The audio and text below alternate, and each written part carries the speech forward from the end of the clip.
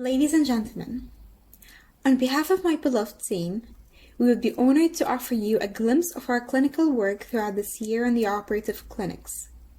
We are not under the delusion that this is the best we got, however, we're still exploring our capabilities. This is Basma Al-Dasuki speaking, and let me introduce you to my team members. Ziad Ayman, Hania Hani, Omar Haider, Ahmed Talat, and Duha Said. We all united sharing one identity, Mansoura Manchester Dental Program. We have the privilege to represent our program that has been nothing but a push forward, putting our leg on the first steps of the clinical world since day one. To all those who didn't get the opportunity to get introduced to our program, here is a humble introduction and illustrating photos. Please enjoy.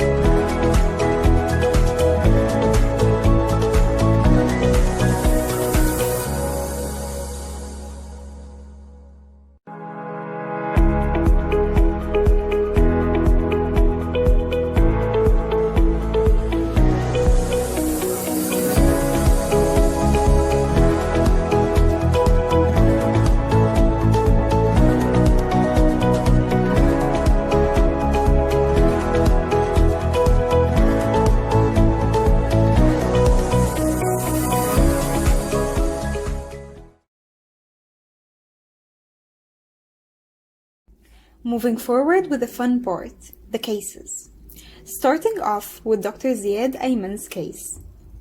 A 24-year-old patient presented with transient pain solely with colds and sweats in the lower left 7 area. After clinical examination, a carious lesion has been detected in the lower left 6 that needs to be restored. For an artistic twist, a stamp technique has been used to attain accurate tooth morphology. Subsequent to successful caries removal, hard dentin was left behind to avoid pulp exposure. Afterwards, the remaining tooth structure was assessed to be strong enough to be restored using resin composite. Due to the profound, evident deep cavity, the choice fell upon sandwich technique to restore the tooth. First off, calcium hydroxide was placed in the deepest part of the cavity, followed by a resin-modified glass ionomer as dentin substitute and cured for 20 seconds. Etching gel applied to the enamel for 20 seconds, tooth dried gently, universal bond applied to the whole cavity and cured for 20 seconds. The final composite layer of 2 mm thickness resembling enamel was added. For the stamp technique, apply Teflon and soft uncured composite and apply negative replica on it, then remove excess composite and cure for 20 seconds. Finally, finishing and polishing. And here the tooth as good as new. Second on the list, a case performed by Dr. Omar Haider. A 30-year-old patient presented with multiple carious teeth free of any medical problems and socially stable, unfortunately with no previous dental visits. A typical occlusal caries on the lower left 7 has been found, and upon probing, a catch was felt. After caries and infected dentin removal, a moderate-sized class 1 cavity resulted, and therefore we opted for composite as a final restoration. Roundation of the cavity walls along with a slight flattening of the floor was performed as cavity wasn't large enough to proceed with traditional cavity design. Affected dentin was left on the pulpal floor to achieve optimum conservation of the tooth structure without hindering the restoration's resistance form. No beveling was performed, as known, is contraindicated in posterior teeth due to heavy occlusal load, with the previous fact that composite is fragile in thin sections. Isolation with traditional molar clamp was done. Etching and washing with the same technique previously mentioned, with cotton pellets applied to the dentin to avoid collapse of the collagen fibers hindering the bonding strength with dentin. Single layer of universal bond was scrubbed on the pulpal floor and cavity walls. The acidic nature of the bond was satisfactory to each dentin. Drying bond using dry microprush to avoid contamination from the air-water syringe followed by curing for 10 seconds was used. Composite added using successive build-up technique to ensure sufficient curing depth and decrease harmful C-factor effect, curing each layer subsequently for 20 seconds. Finally, occlusion checked and any high points detected and eliminated using the yellow-coated flame-shaped stone. Proceeded by polishing using rubber cups. And here are the final results. Moving forward with case 3, performed by me, Basma Magdi. A female patient in late 30s came suffering from transient pain in lower 7 with colds and sweets. She had a free medical history, the oral hygiene was moderate, and the patient was cooperative. The case basically resembles case 1 that has been done by Dr. Ziad, so I'm leaving you with the documenting pictures.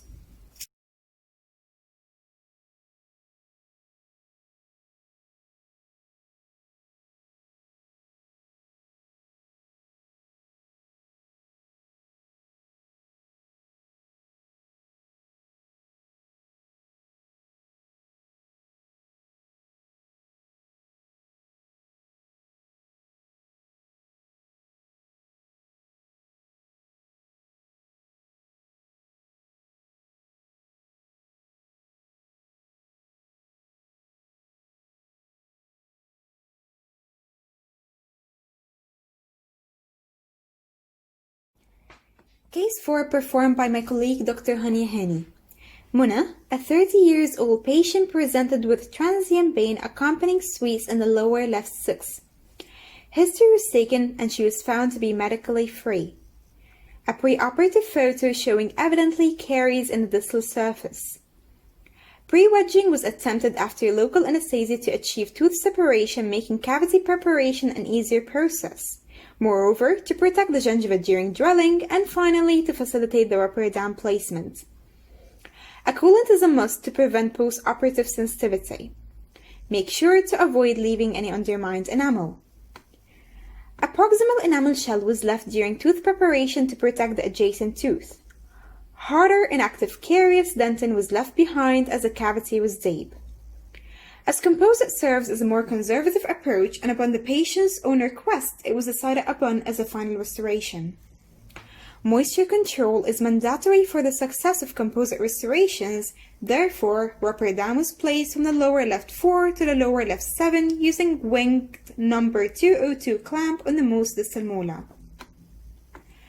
A matrix was placed and secured with a wedge for better seal and adaptation to the gingival margin with no gaps between the matrix and the tooth to avoid any overhangs. A ring was further placed for optimum contact. Etching was carried out in the same technique mentioned previously, followed by washing, followed by gentle air dryness. Then 2 coats of universal bond, without light curing in between, were applied on the enamel and the dentin, and then cured for 20 seconds. Centreptal build-up technique was incorporated to transform Class 2 cavity to Class 1 using flowable composite between the matrix and the gingival seat, followed by building up the marginal ridge of 2 mm thickness against the matrix by resin composite, making sure it's the same height as the neighboring 7. Second off, incremental layering of composite was placed, building each cusp successively. Occlusion was checked using articulating paper. Finishing and polishing was then carried out. For the occlusion step, a thin 12 microns articulating paper was used for the optimum marking of the high points, moving systemically, removing undesirable contact areas. The normal contact areas that shouldn't be removed are usually found in the central fossa, marginal ridge, and the functional cusps. However, any high points in the non-functional cusps and slopes should be removed by finishing.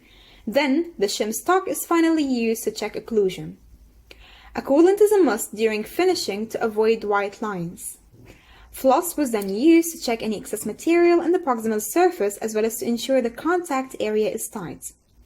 To finish off, a surface sealant was applied as a final layer to seal any surface imperfections. Here is a post-operative radiograph illustrating the success of the restoration. And finally, post-operative instructions were given to the patient.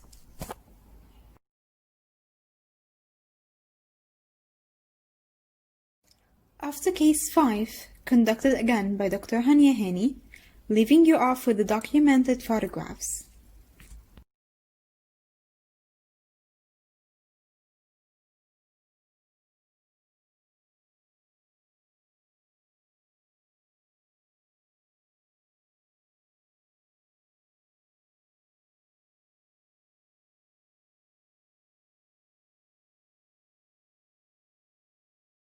To case 6, a case that has been performed by Dr. Ziad Ayman.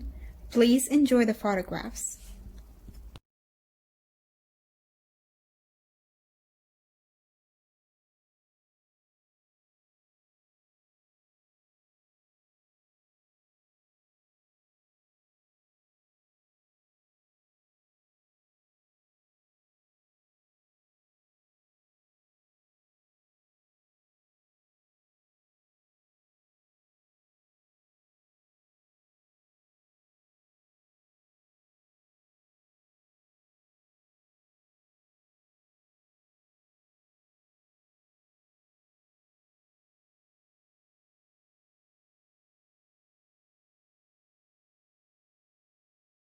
Moving forward with case 7 that has been conducted by me, Basma Magdi. A female patient in the late 50s came suffering from multiple carious teeth and edentulous areas.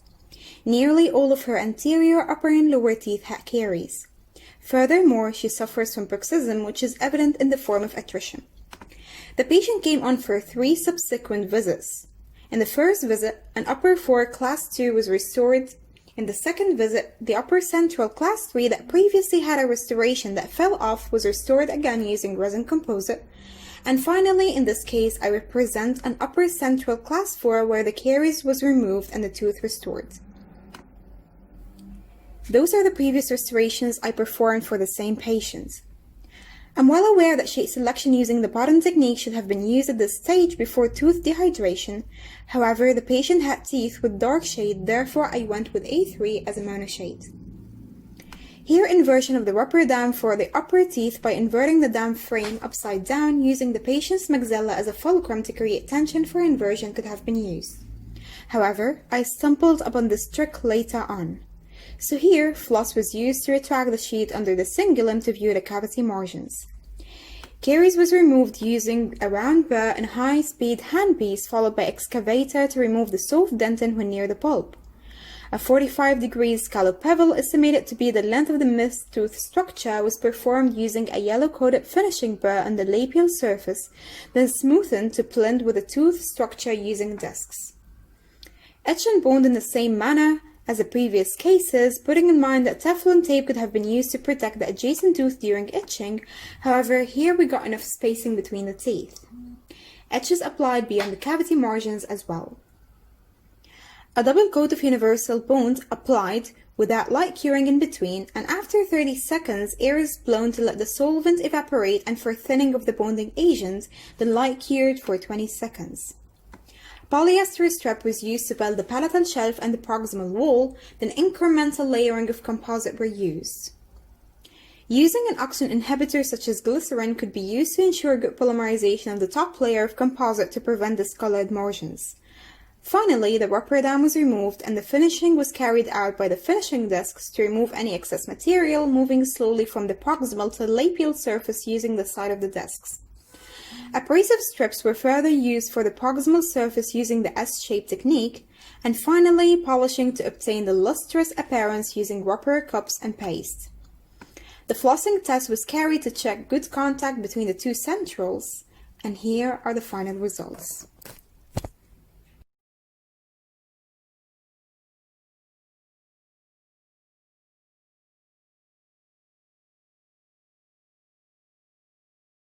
Lastly, with a Class 4 case presented by Dr. Ziad Ayman. Please enjoy the pictures and the fascinating results.